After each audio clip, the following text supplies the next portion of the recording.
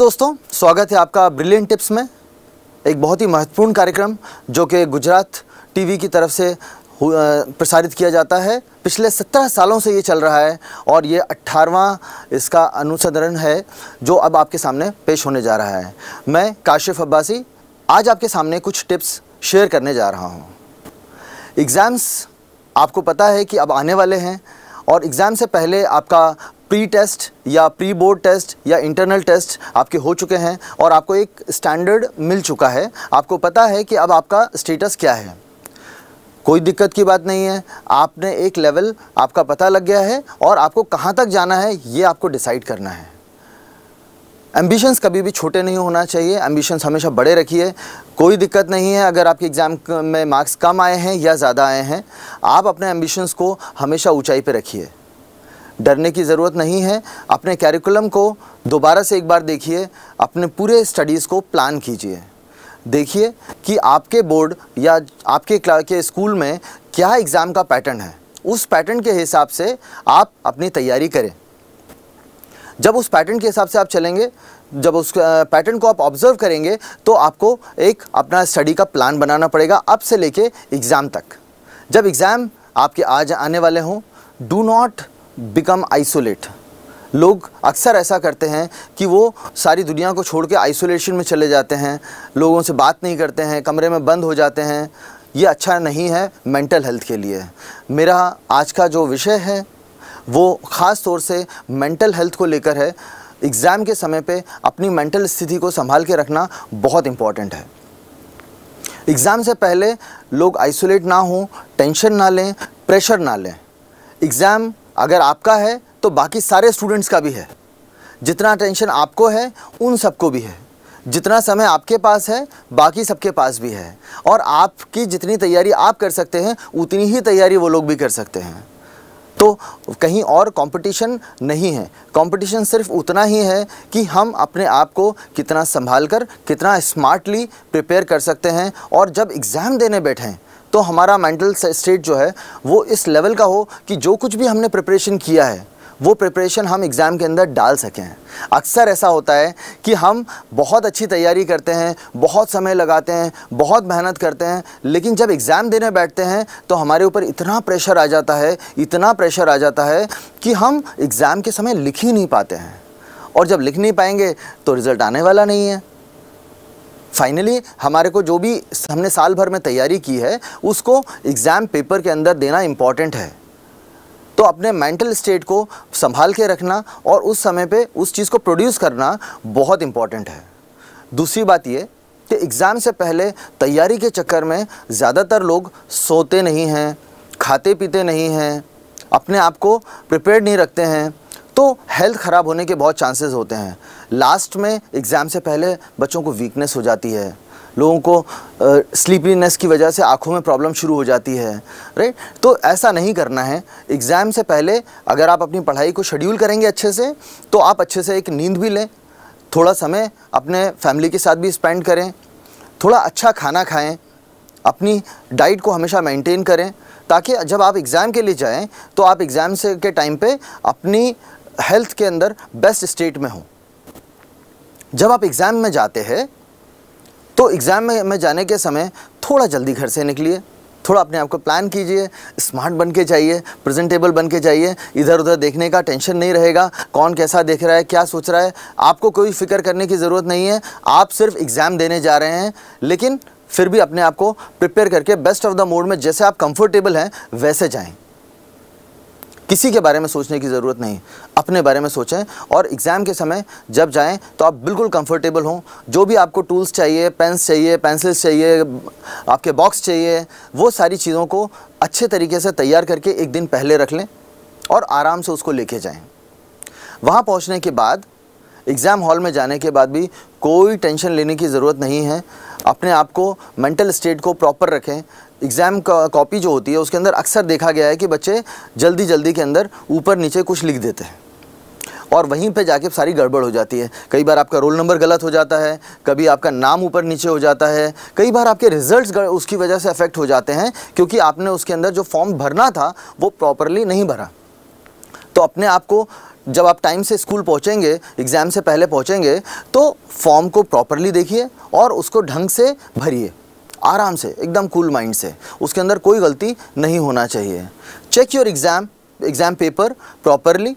उस पेपर के अंदर जो क्वेश्चंस हैं जो आपको पहले से आते हैं उनको आप पहले अटेम्प्ट कीजिए।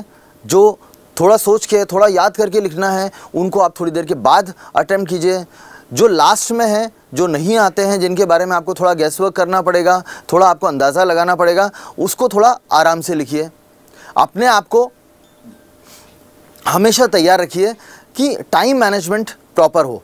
एग्ज़ाम के अंदर टाइम मैनेजमेंट बहुत इंपॉर्टेंट है। वो 3 घंटे आपकी साल भर की मेहनत को रिप्रेजेंट करने के लिए हैं।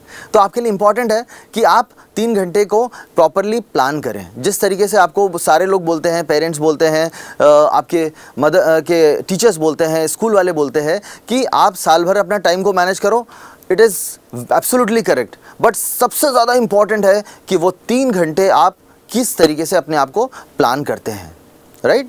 तो 3 घंटे अपने बहुत अच्छे से टाइम को मैनेज करना चाहिए।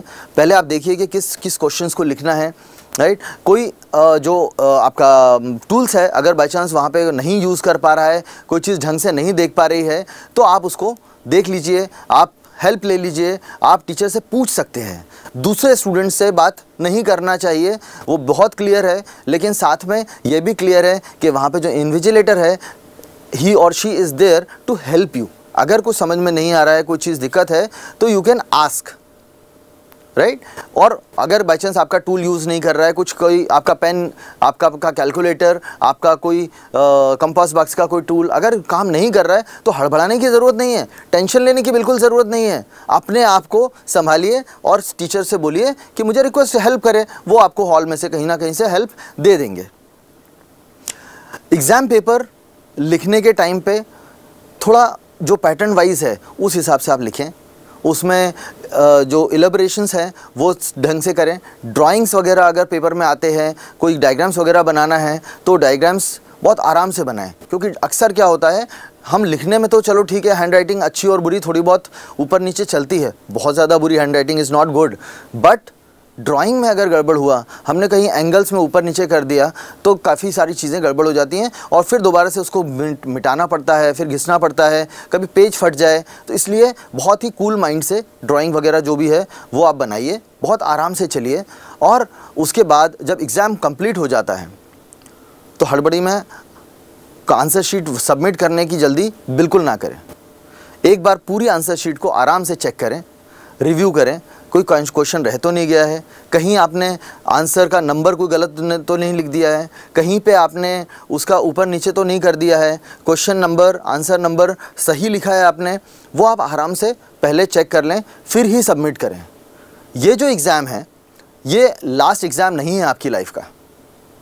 अपनी लाइफ का को इसके बाद भी बहुत आगे जाना है, सब कुछ करना है। तो एग्ज़ाम अगर एक पेपर कभी गड़बड़ हो भी जाता है तो दूसरे पेपर को बिगाड़ने की ज़रूरत नहीं है, अपने मूड को ख़राब करने की ज़रूरत नहीं है।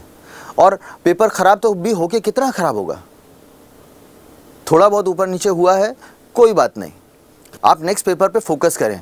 कभी अगर बाय चांस कोई दिन अच्छा नहीं है, कोई दिन आपका पेपर जो तैयारी की थी वो नहीं आया है, तो भी अपनी मेंटल स्टेट को हमेशा मेंटेन रखें ताकि बाकी के पेपर्स आपके ढंग से हो सकें। आप एक पेपर में अगर कुछ गड़बड़ होता है उसके कारण बाकी सारे पेपर्स के ऊपर इफेक्ट नहीं जाना चाहिए। मैं विश करता हूँ कि आप सबके पेपर्स बहुत अच्छे जाएँ, आप सब लोग अपने जीवन में बहुत आगे बढ़ें। जो भी आपके जीवन में आपके सपने हैं, जो आपने अपने जीवन के लिए सोचा हुआ है, वो सारे सपने आपके साकार हों, आप सब जीवन में सक्सेसफुल हों। और इन्हीं आशाओं के साथ, शुभकामनाओं के साथ मैं काशिफ अब्बासी GTPL न्यूज़ से अलविदा कहता हूँ। नमस्कार। GTPL के ब्रिलियंट टिप्स 2024 में आपका स्वागत है। मार्च आते ही एक बुखार है जो सब जगह फैल जाता है, बोर्ड एग्ज़ाम्स। गुजरात में कई सारे बच्चे हैं जो देते हैं और इनके अपने अपने टेंशन भी होते हैं कि एग्ज़ाम्स कैसे दें, एग्ज़ाम का रिज़ल्ट क्या आएगा। मैं आपके सामने कुछ टिप्स लेकर आया हूँ जिससे आपके एग्ज़ाम्स कुछ हद तक अच्छे हो सकते हैं। सबसे पहला होता है टाइम मैनेजमेंट। टाइम मैनेजमेंट एक ऐसी चीज़ है जो ना सिर्फ स्टूडेंट्स, इनफैक्ट बड़े भी उसमें कई बार अच्छे से नहीं कर पाते। टाइम मैनेजमेंट अच्छे से करके आप अपना शेड्यूल अच्छे से डिवाइड करके आप एक अच्छा रूटीन सेट कर सकते हैं जिसके हिसाब से आप अपना सिलेबस जो है अच्छे तरीके से डिवाइड कर सकते हैं। जो इंपॉर्टेंट टॉपिक्स हैं उसको आप अच्छे से टाइम दे सकते हैं, और जो वीकर टॉपिक्स है आप उसके ऊपर और ज़्यादा कॉन्सेंट्रेट कर सकते हैं। टाइम मैनेजमेंट ना सिर्फ पढ़ाई में बट आगे चल के आपकी ज़िंदगी में भी एक बहुत महत्वपूर्ण भूमिका निभाता है। अगला टॉपिक जो है is to be in the present.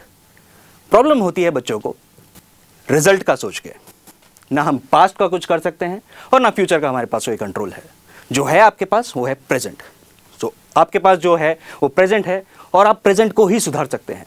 Result क्या होगा वो आपके हाथ में नहीं है। अगर आपकी मेहनत अच्छी है पूरे साल तो आपका रिजल्ट भी अच्छा ही आएगा। सो बी इन द प्रेजेंट। अगला जो टॉपिक है हार्ड टॉपिक्स फर्स्ट। कई बार हम ये करते हैं कि जो मुश्किल वाले टॉपिक्स हैं वो हम लास्ट के लिए छोड़ देते हैं, लेकिन प्रॉब्लम ये होती है कि मुश्किल वाले टॉपिक जब हम छोड़ देते हैं तब ऑलरेडी हमने कुछ समय उसके लिए बर्बाद कर दिया होता है।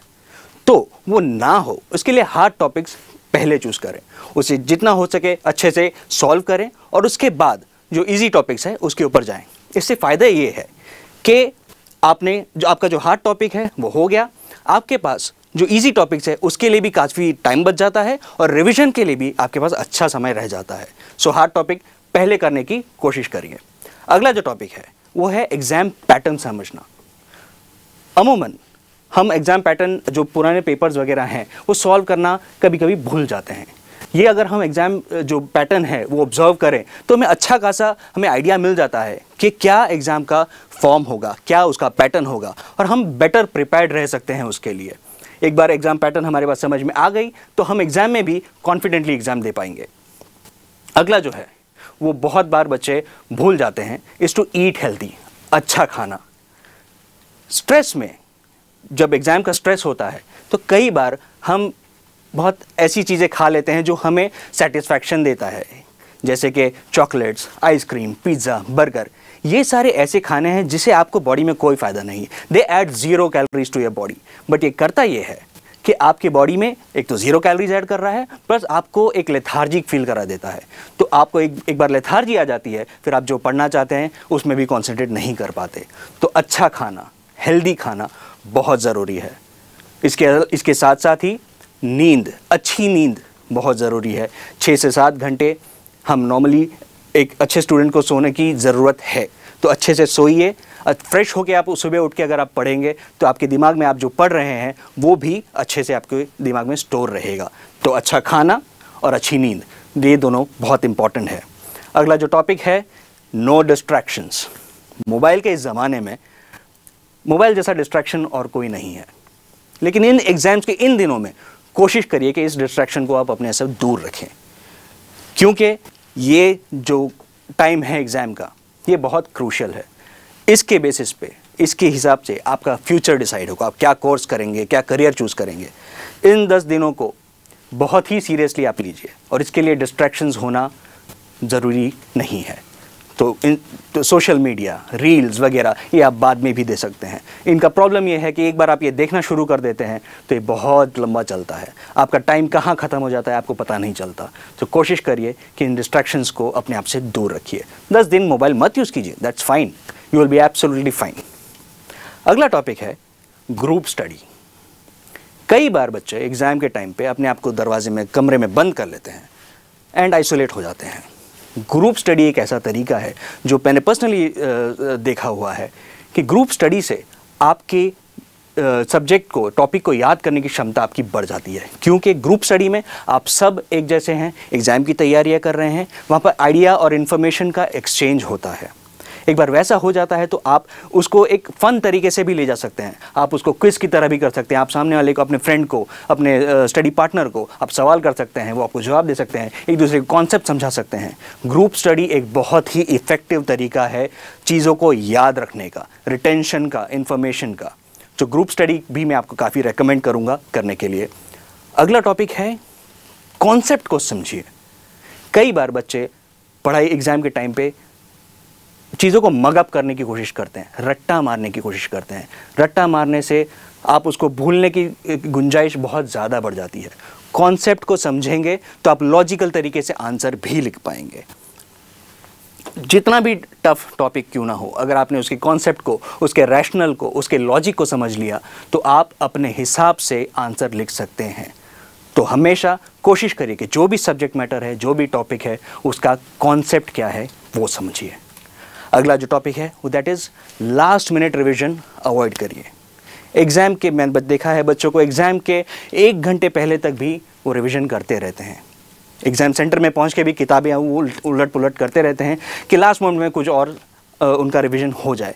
ऐसा बिल्कुल नहीं करिए, बिकॉज़ लास्ट मोमेंट पे आप दूसरे बच्चों को देखते हैं, वो भी इसी तरह से रिवीजन कर रहे होते हैं, तो उनका देखकर भी आपको भी एक डर बैठ जाता है अंदर कि कहीं मैं कुछ भूल तो नहीं गया, कहीं मैं कुछ भूल तो नहीं जाऊंगा। तो लास्ट मिनट रिवीजन अवॉइड करिए, जहाँ तक हो सके एटलीस्ट एग्ज़ाम के 2 से 3 घंटे पहले तक किताबों को ना छुएं।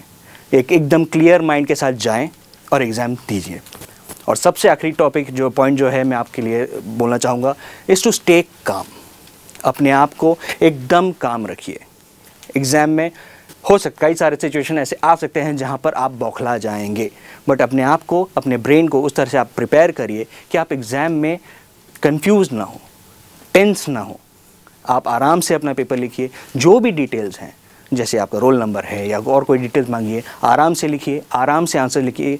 कोई अगर आपको जवाब समझ नहीं आ रहा है, सवाल समझ नहीं आ रहा है, तो रुक जाइए, उसे वहाँ छोड़ दीजिए, अगले सवाल पे जाइए, बट कंफ्यूज्ड ना हो।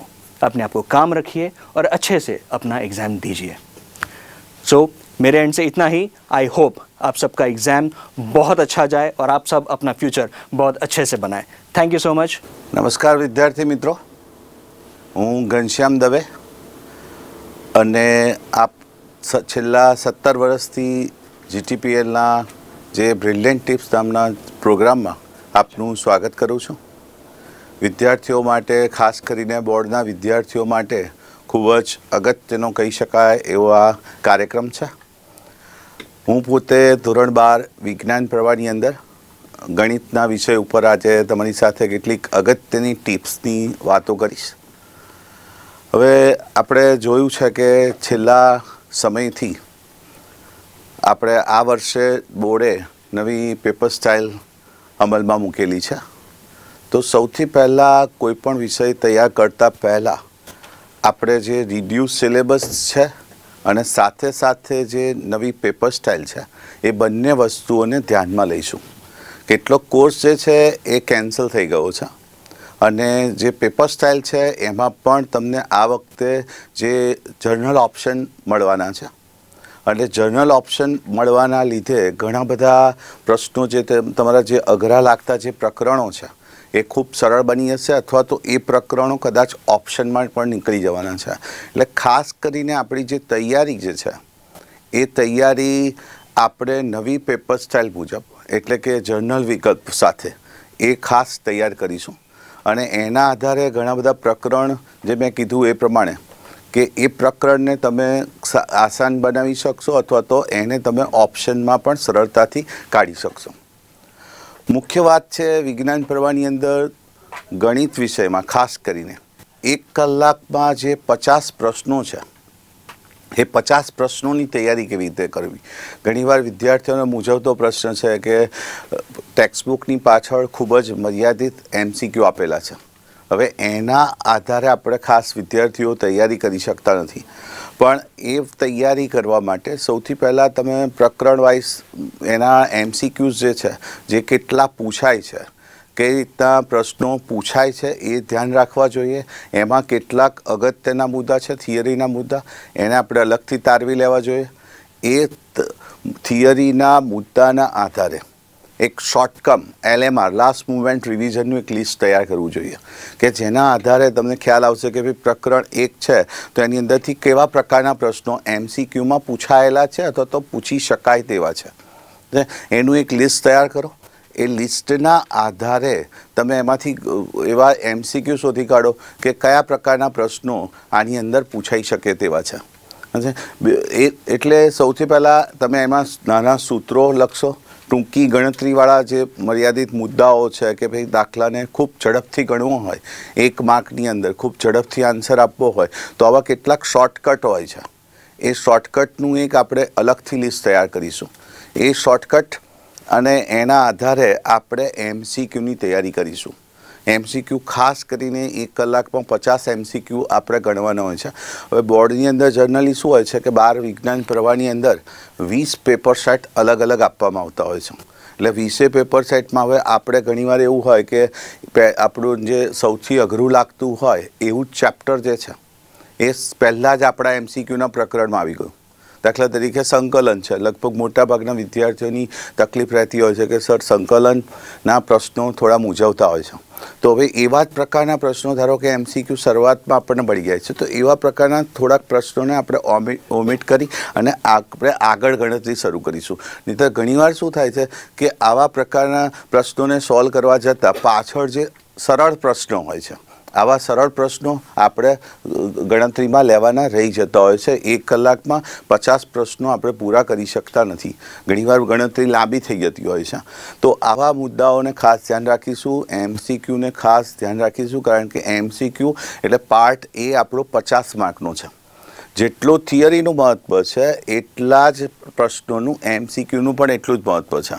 અને ખાસ કરીને આપણે જ્યારે પાઠ્યપુસ્તક તૈયાર કરીએ છીએ ત્યારે આપણે થિયરી બેઝ પ્રશ્નો તો લગભગ થઈ જતા હોય છે, પણ ગણિતની અંદર MCQ પ્રકારના જે પ્રશ્નો છે એ ખાસ વિદ્યાર્થીઓને તકલીફમાં મૂકતો હોય છે. એટલે આપણે MCQનું પણ એટલું જ ઇક્વલ વેઇટેજ છે. એટલે એ આધારે આપણે MCQની ખાસ કરીને એક અલગથી પ્રિપરેશન કરવી જોઈએ. બીજી વાત મેં તમને કીધું કે આ વખતે નવી પેપર સ્ટાઇલ આવેલી છે. જનરલ ઓપ્શન પ્રકારના પ્રશ્નો છે. પ્રથમ જે સેક્શન છે 2 ગુણના પ્રશ્નો છે, એમાં ગમે તે 12 પ્રશ્નો આપેલા હશે. આ 12માંથી આપણે 8 પ્રશ્નોને એટેન્ડ કરવાના છે. હવે જો તમે પેપર સ્ટાઇલ જોશો તો દરેકનું પ્રકરણ વાઇઝ ગુણભાર આપેલો છે. એ ગુણભારના આધારે આપણે તૈયારી કરવી જોઈએ. એમાંથી કોઈ પણ 8 પ્રશ્નોને આપણે તૈયાર કરવાના છે, તો કયા પ્રકરણમાંથી આપણે ઓછા મહેનતે વધુ પ્રશ્નોને આપણે કવર કરી શકીએ છીએ એવી રીતની તૈયારી કરશો તો આપણને વિદ્યાર્થી મિત્રો ખૂબ જ ફાયદો રહેશે. 3 માર્કના જે 9 પ્રશ્નો આપણને આપેલા હશે એમાંથી આપણે 6 પ્રશ્નોને ઉકેલવાના છે. અને એ જ પ્રકારે 4 માર્કના જે પ્રશ્નો છે એમાં 6 પ્રશ્નો આપણને આપેલા હશે અને એ 6માંથી કોઈ પણ 4 પ્રશ્નોના જવાબ લખવાના છે. એની અંદર જે આપણને 2 અઘરા લાગતા જે પ્રકરણ છે એ પ્રકરણ કદાચ તમે જોશો તો એ ઓપ્શનમાં પણ નીકળી જશે. જો સહેલા પ્રકરણની પ્રોપર તૈયારી કરી હશે તો આપણે એને ઓપ્શનમાં સરળતાથી કાઢી શકીશું. તો આ ખાસ કરીને વિજ્ઞાન પ્રવાહ ધોરણ 12ના જે વિદ્યાર્થીઓ છે એ લોકો માટે MCQની તૈયારી નવી પેપર સ્ટાઇલ પ્રમાણે, બ્લુપ્રિન્ટ પ્રમાણે, પ્રકરણના ગુણભાર પ્રમાણે. ઘણીવાર એવું હોય છે ખૂબ નાના પ્રકરણ છે અને છતાં પણ એનો ગુણભાર એવો સારો એવો હોય છે. મોટા પ્રકરણ છે અને છતાં ગુણભાર ઓછો હોય છે. એટલે ગુણભારને પણ આપણે ખાસ ધ્યાન રાખીશું અને નવી પેપર સ્ટાઇલને ધ્યાન રાખીશું. એના આધારે આપણે તૈયાર કરીશું. મોટાભાગના વિદ્યાર્થીઓ ગણિતની જે પ્રેક્ટિસ છે એ લગભગ ઘણીવાર વાંચીને આપણે કરતા હોઈએ છીએ. તો વાંચીને નહીં પણ ગણતરીની પ્રેક્ટિસ હંમેશા આપણે લખીને જ કરવાની હોય છે. લખવાની સિસ્ટમથી જ આપણે વધુ ગુણ મેળવી શકીએ છીએ. જેટલા સૂત્રો દરેક પ્રકરણ વાઇઝ તમને સૂત્રોનું લિસ્ટ તૈયાર હોય. જો લિસ્ટ તૈયાર હોય તો આપણે ધારો કે દાખલો કોઈ પૂછેલો છે તો એ દાખલા સંબંધિત તમે માહિતી લખશો અથવા તો એના સૂત્રો લખશો તો પણ તમને 2માંથી 1 માર્ક, અડધો માર્ક આ પ્રકારે અલગ અલગ માર્ક મળવાના ચાન્સીસ છે. એટલે કોઈ પણ પ્રશ્ન સીધો છોડી ન દેતા. તમને એ પ્રશ્ન વિશે જે પણ નોલેજ છે એના મુદ્દાઓનું, એની માહિતીનું, એના સૂત્રોનું, એ સૂત્રો પણ એમાં લખવા જોઈએ. કોઈ પણ પ્રશ્નને સીધો છોડવાનું ટાળવું જોઈએ. આ એક મહત્ત્વની વાત છે. અને સાથે સાથે છેલ્લા પરીક્ષાના જે છેલ્લા દિવસો, આગળના દિવસોમાં 2 કે 3 રજાઓ આપણને જે મળતી હોય છે એ રજાઓની અંદર પણ આપણે પ્રોપર પ્લાનિંગ કરીને આપણા વિષયને સક્સેસફુલ બનાવીશું. તો આ રીતે કેટલીક ગણિતની અંદર ઉપયોગી ટિપ્સ છે એ મેં તમને આપેલી છે. આપ એનું નોંધશો. અસ્તુ.